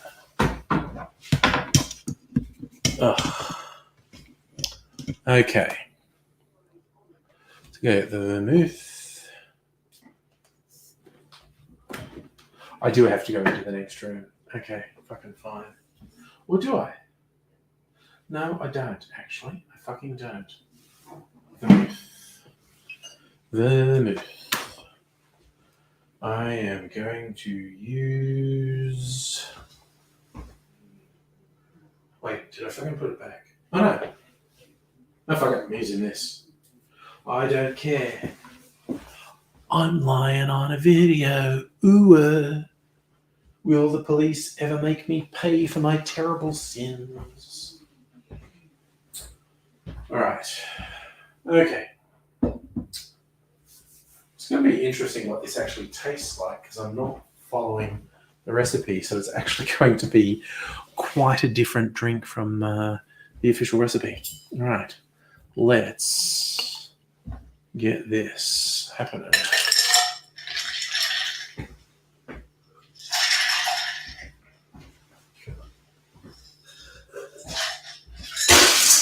All right. That and that. Rinsing this. Rinsing that and putting it there.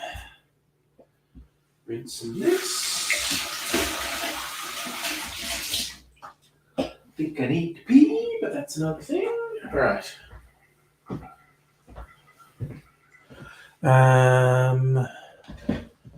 Okay. Why did I move that over there for the memes, I think. So, rye whiskey. Fuck it. Let's get some rye whiskey. I'll use actual rye whiskey. My special bottle from the gospel, 55%. Fuck yeah.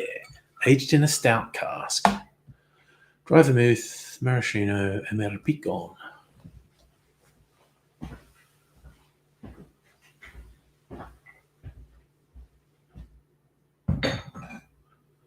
Okay, so I will turn the webcam around so you can see what I'm doing. What's been happening?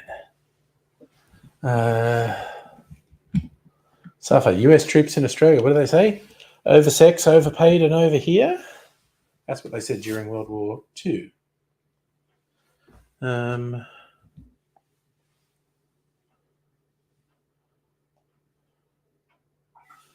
Brooklyn.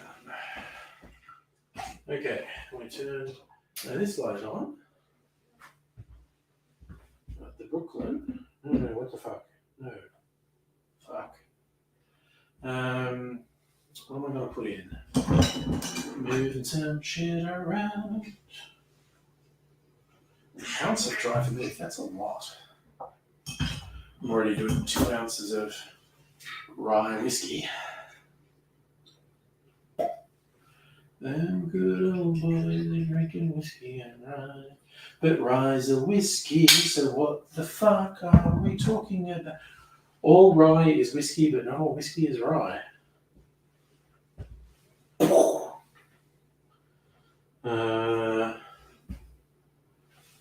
Pretend that's maraschino liqueur. And I'm going to pretend that's Americano.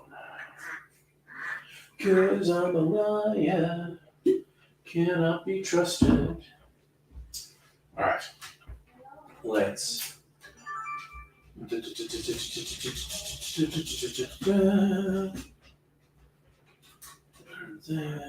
Alright, doing the high speed shooting. So I can do the sexy slow motion.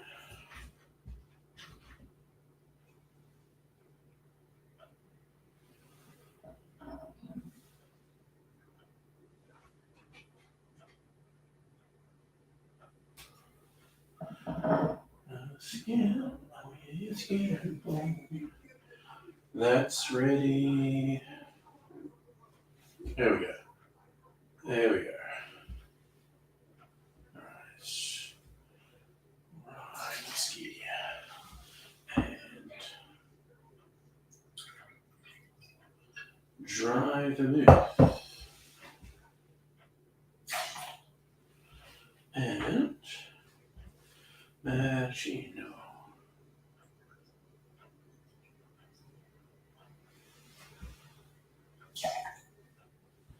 And the Amaro.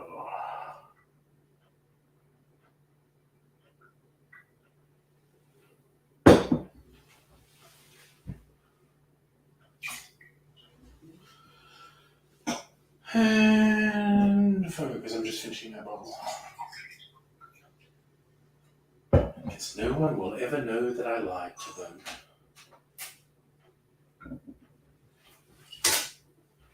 All right. Now, to be polite, The microphone is going to go off for, I don't know, half a minute while I get ice and shake it.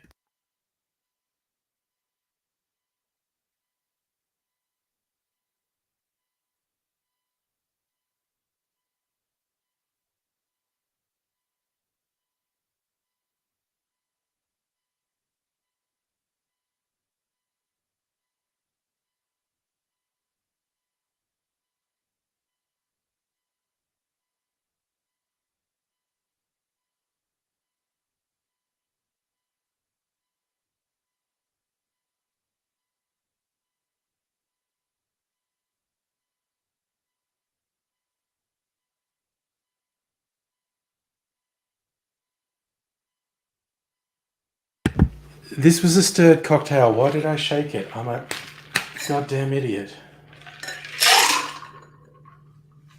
Oh well, too late. I did it now.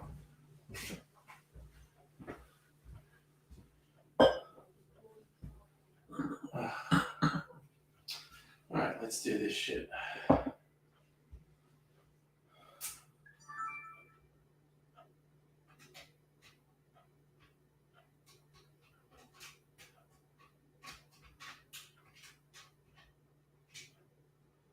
Alright. Let's do it.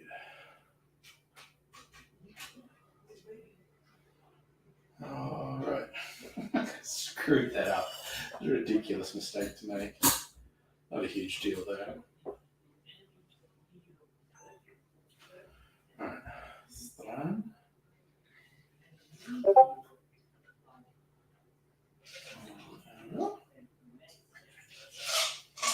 Do that.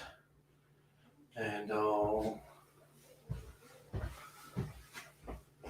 move my garnishes.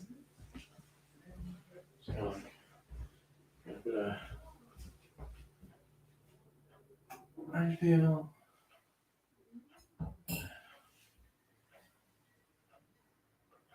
Alright. Do this. Oh.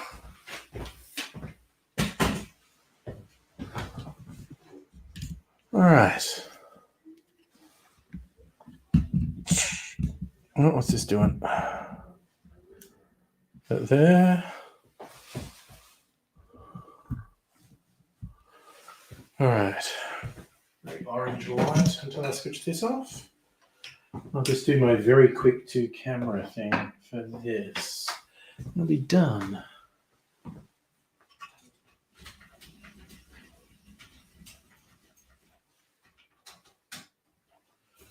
All right. Let's do this.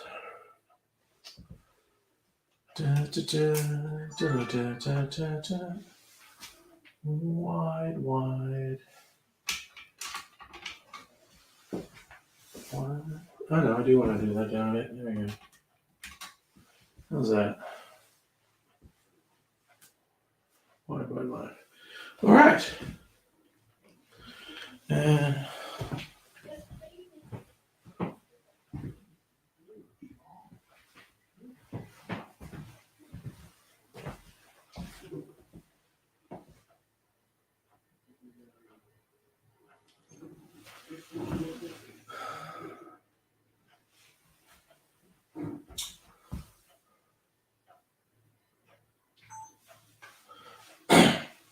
okay.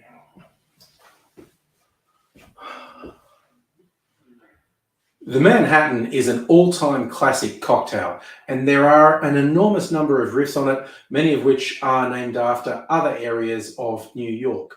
And one of the oldest and most popular ones is the Brooklyn, and it goes like this. We start with 2 ounces of rye whiskey, or 60 mils. Then, rather than sweet vermouth, we add 1 ounce of dry vermouth.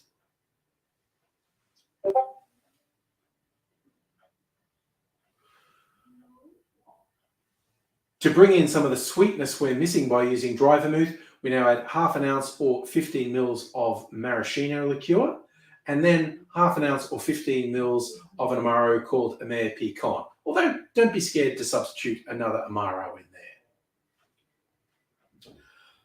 That's all the ingredients. We stir that on ice and then strain that into a chilled glass. I'm using a Nick and Nora, and I like to do a garnish of a bit of orange peel and a maraschino cherry on a skewer.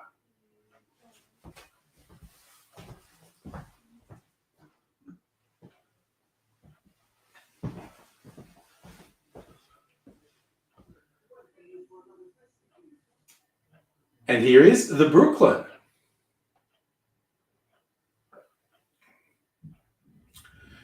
It has quite a different character to the Manhattan.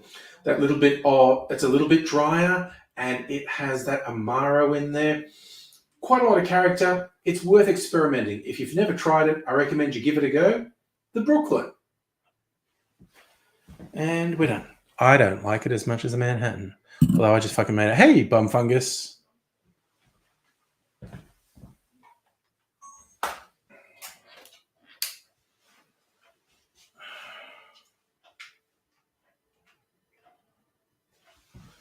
All right.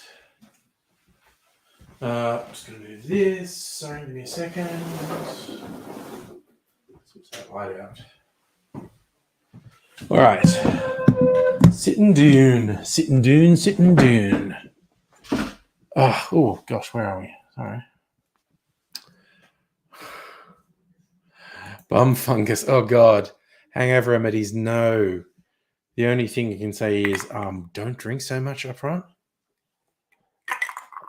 Despite the fact I do appear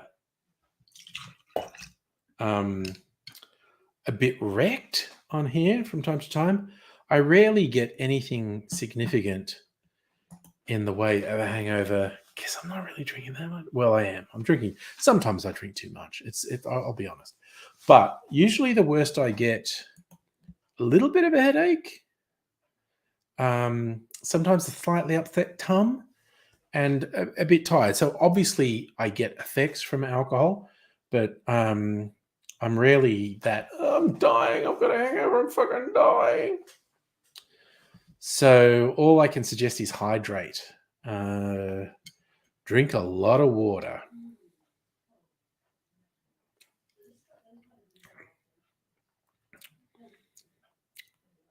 It's actually not bad. It's really different to a Manhattan. Ooh, it's growing on me. It's maybe a 7 out of 10. I don't hate it. Yeah, Greg, we go with my measure of Tim Smith. But even on the nights when, I've been fucked, I think I was only the same amount of fucked. Tonight, I don't think I'm even half Tim Smith tonight. I've had a couple of drinks, and I'm having one more. I guess by the end of this, I'm half Tim Smith, which is, again, is over the legal limit. Like, I know I should not get behind the wheel of a vehicle and drive now because I'm not a fucking prick, unlike Tim Smith. Oh, yeah, Bumfungus, sounds like you were well Tim Smith. So, yeah, there's certainly been nights I've been quite Tim Smith, possibly even more. Yes, after the answer is water. I mean, you gotta do it. So, much as it means I'll have to get out, I'll almost definitely have to get out of bed in the middle of the night to pee. I'm going to drink water before going to bed. God, I really have to pee now, actually. But it's like 15 minutes. It's 9:45. I can survive. So yeah.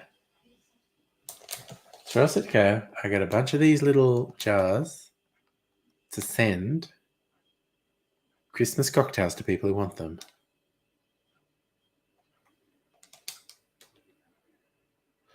Safa, I would rather fucking hit my balls with a hammer than watch Channel 7 News. That's not even an exaggeration. I'm not being cool. I have no memory of having watched Channel 7 News in the past several decades. It just seems like a fucking nightmare to me.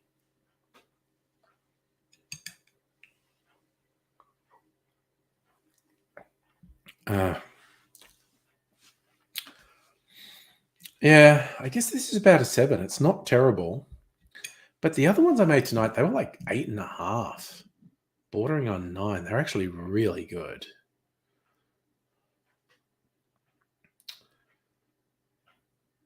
So yes, I'll finalize who wants a cocktail sent to them in the next week.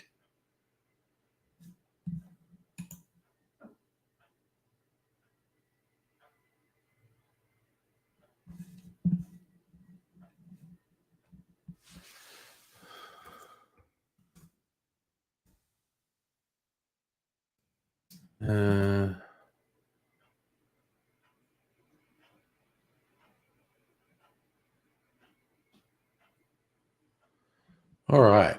So yeah, we'll finalize it, you know, in the next whatevs. And I'll send them out next week. Oh yeah, okay, yeah. The electrolytes in things like Hydrolyte and Powerade are good. Is free to air TV dead in Australia? I have no idea. I have no idea what their viewership is like. I would think their audience is aging very much. I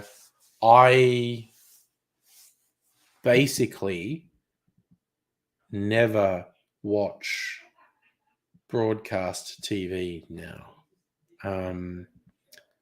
Very occasionally the ABC or SBS, and I sound like such a fucking lefty hipster fuck. It's just a statement of fact. Like the only program I've watched, even on the streaming service for Commercial Channel, was Resident Alien. Was on Nine's streaming service, and I fucking hated it because it was non-stop gambling ads. It's fucking offensive.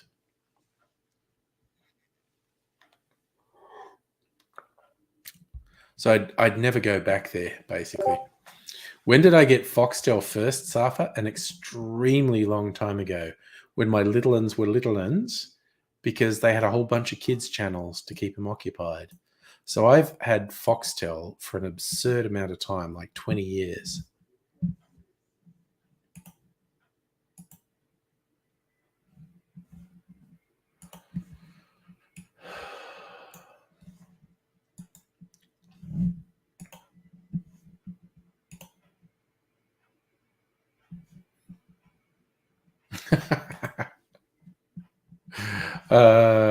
Sorry, Kirsten just shared a meme. What was that? Or a person said they're about to win their Office Ugly sweater competition because the design on, I think it's a print rather than an actual jumper. It's not actually knitted, but it says "freak in the sheets," but it's got an XL sheet on there. Pretty fucking good. Oh yeah, no, gambling advertising is fucking vile. It shouldn't be legal to advertise gambling. It's fucked. Yeah, again, so that's what I mean, Megaleech, about the audience for the broadcast TV is aging.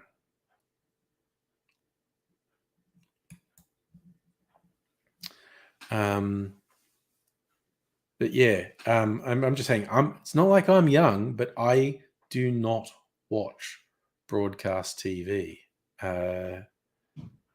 I watch stuff on demand. I stream it, and I subscribe to multiple streaming services.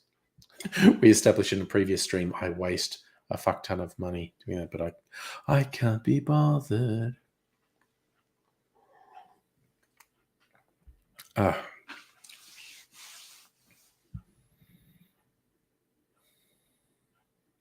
It's funny that this thing I made is not really a Brooklyn because I didn't use maraschino liqueur.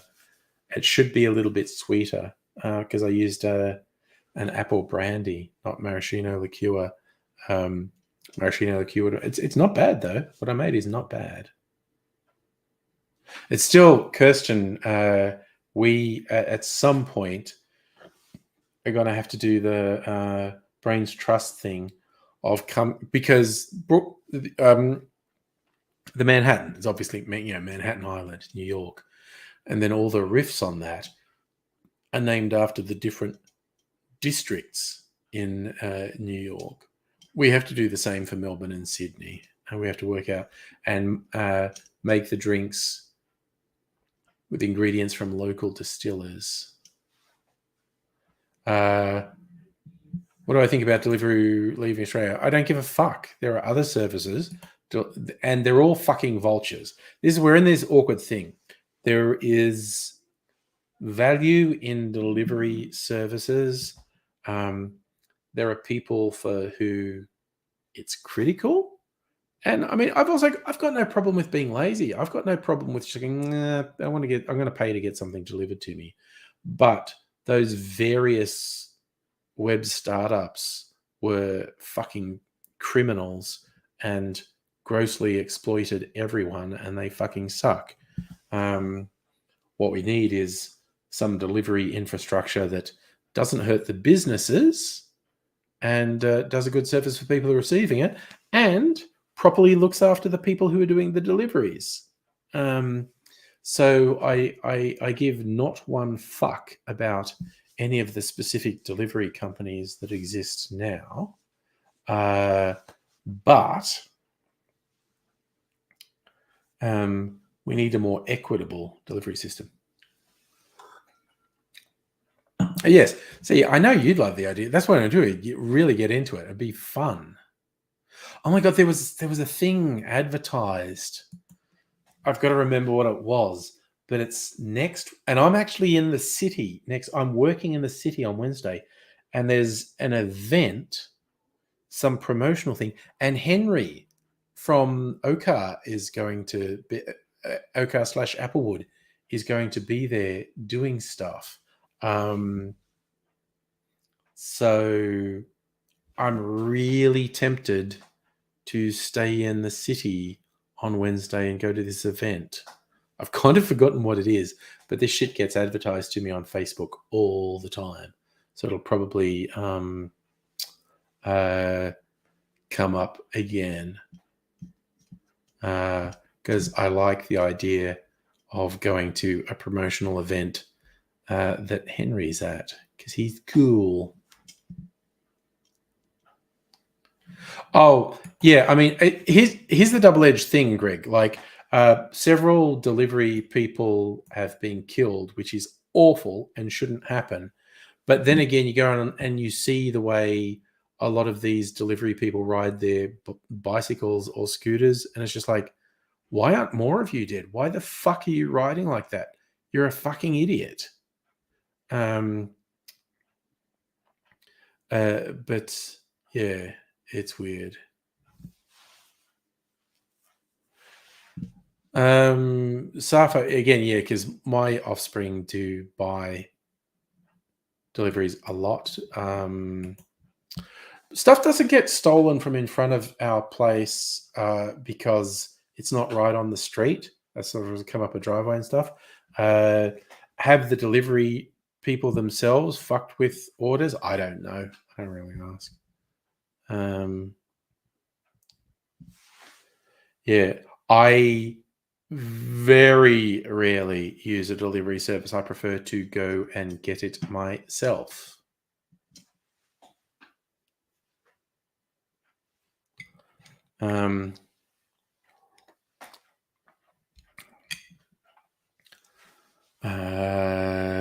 Like last night was our weekly takeaway night. It varies a bit. And I went and got it.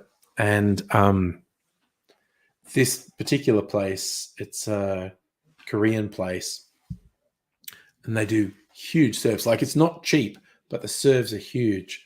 And it ends up just being so many meals. Like, wow, I just spent a lot of money on that food. And it's like 4 people get multiple meals out of it, though. And also their food's just really good. We got a couple different styles of fried chicken, beef bulgogi, noodles, dumplings. So I had it for dinner last night and lunch today. So basically, although it's like, oh, geez, I spent a bit, but it's like between 8 to 12 meals come out of it. So I was like, oh, that's okay. Oh my god, they had this place did this one thing. It was like it was a soup, and young Ms. Angry wanted it. She go, I want that, and it was like $30, right? So Asian takeaway, $30+ is a bit expensive, but I thought, hey, you want to get it? And it was this fucking bowl. It was like, oh, it's a place bowl, but it was this fucking big, and I'm not joking. This thing alone, this soup and noodles. I think she had over the next. She was just eating it for lunch and dinner for a couple of days. I think she had like 6 to 8 meals out of it. It was ridiculous. It was fucking huge. So that's the place we go if we want to get big fucking serves of things. But yeah, it's all good.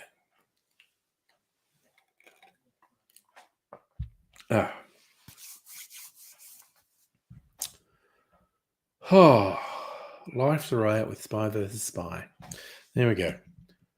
All right, so we're all rocking up to the end. I've made it to the end of an evening. It's wonderful.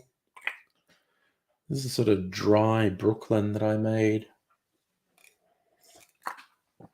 It's not at all bad. It's not super yum like the other thing. Oh, so for this thing, I think it was like $35, right? So you're looking at this soup thing. Yeah, I want that. It's like $35. Okay. And it was fucking huge. Like I think even if you had Big Eaters, if you got this thing, it's would serve like 4 to 6 people. It was fucking huge. So $35 for 4 to 6 meals is pretty fucking good, honestly. What am I watching? Oh my god, we've churned through season 1 of White Lotus this week. Holy shit, that's a good show. It's fucking wild. There's a second season that's running now, so we'll start season 2 next week. But we actually knocked off season 1 this week. I think it was 7 episodes, or 8. I think it was 7 episodes, which is weird then. So, yeah, Mega Leech. I reckon it was like 2 liters. I reckon this thing was like 2 liters of soup. It was fucking huge. And it's like, noodles and I think it was beef or something in it. It was amazing. Hello, Dr. Abigail. How's crafting and the book thingy going? I'm sure you're doing an awesome job on it. And I'm going to drink a little bit. I'm going to drink water out of this very elegant glass. And it is a very fucking elegant glass, quite honestly.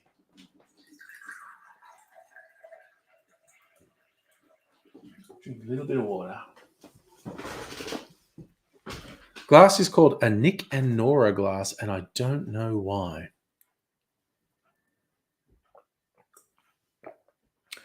And it's maybe not showing up there. It's got this lacework etched into the glass. It's beautiful. I have a series of these glasses I got from the Bitters Lab, which is a wonderful venue online, is onlybitters.com. And they have the glasses with the lacework on it. So these Nick and Nora glasses, I've got martini glasses with the lacework on it, and I've got a double rocks glass with the lacework on it. They have one more, a highball glass. I don't drink highballs very often, but I'm tempted to get it just for completeness. Highball glass with this lacework etching on it. Beautiful. So what's this, Dr. Abigail? Yep, the stitching part, a Coptic bound journal, spines exposed, stitching physical, neat and tight. Whoa. Sounds fucking fantastic. Musical elevator. Hello. Hi and bye. Police chopper. Oh my God. I used to get that shit when I was living in East St Kilda. And more than once, we actually had the Vic Pol spotlight flash across our yard. Like they're obviously chasing someone. And that sounds like we'd hear the chopper semi-regularly. But yeah, once or twice, like sitting in the lounge room and the Vic Pol spotlight just like lights up the yard. And it's like, oh, fuck. Oh, Dr. Abigail. How much? You want to say it, but I love it. I was just saying, like a handmade bound thing, and I could make it a cocktail tome. I could handwrite cocktail stuff. Oh, of course I'd like one. My God.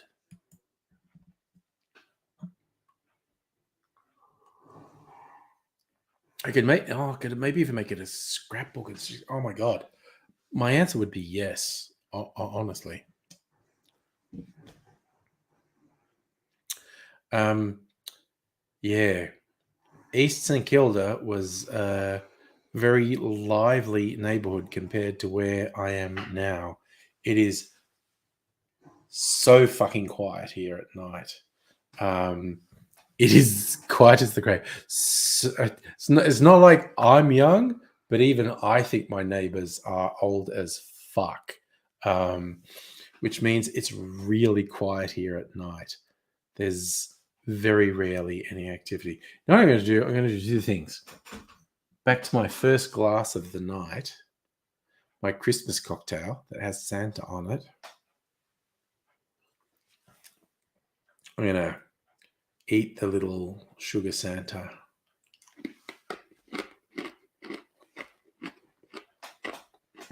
I'm really like eating sugar.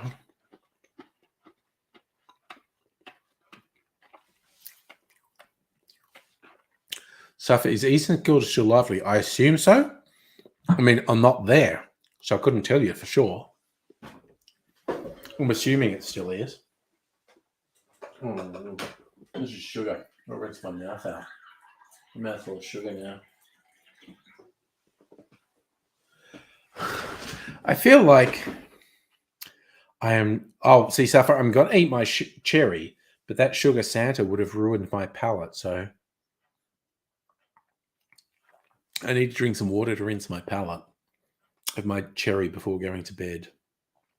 And I'm going to say about 90% likely going to have to wake up in the middle of the night. Normally it happens between 2 and 4 a.m. I wake up and I'm lying in bed and go, oh, I think I need to pee. I want to stay in bed though. I lie there and going like, no, the body saying you have to pee is way stronger than you want to go back to sleep. Nighty night, Dr. Abigail. Thank you for dropping by. Cheers to you and the book project. I'm going nighty nights too. Gotta brace myself for party night tomorrow night. Oh, worst suburb to live in. That's going to depend what you want things. And I don't really want to shit on other suburbs. Frankston.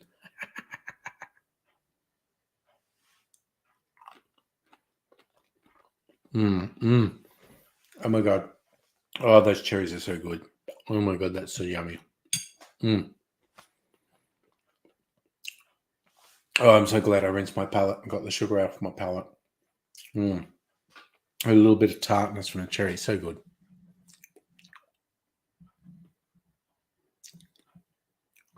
So you think 4 a.m. is about when your liver gives you a shot of sugar to keep you going? Maybe. Zafra again. I mean, who's got the most burgers? I don't know. Is that Sunshine? Is it St Albans? Is it Frankston? Who fucking knows? Like I said, I really don't want to fucking shit on other suburbs.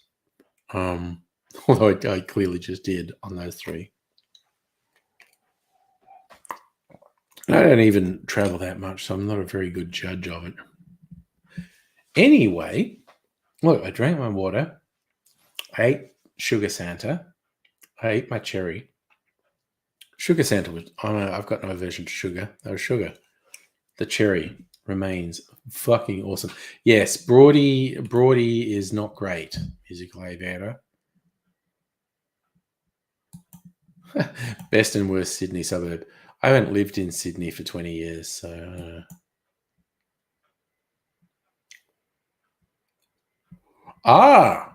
Megalich, you learned about this sort of thing with diabetes diagnosis. Okay. Fair enough. Anyway, I am going sleepy bobos.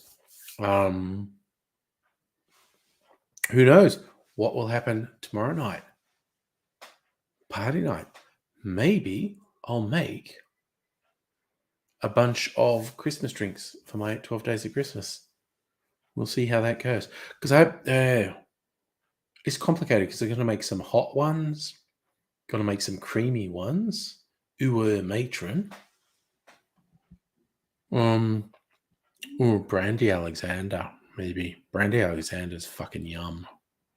Brandy, cream, and creme de cacao. Yum. It's like chocolate ice cream. Such a fucking yummy drink. Anyway, that's all in the future. We'll see how tomorrow night goes. But you all take care. And if you're around tomorrow, see you tomorrow. But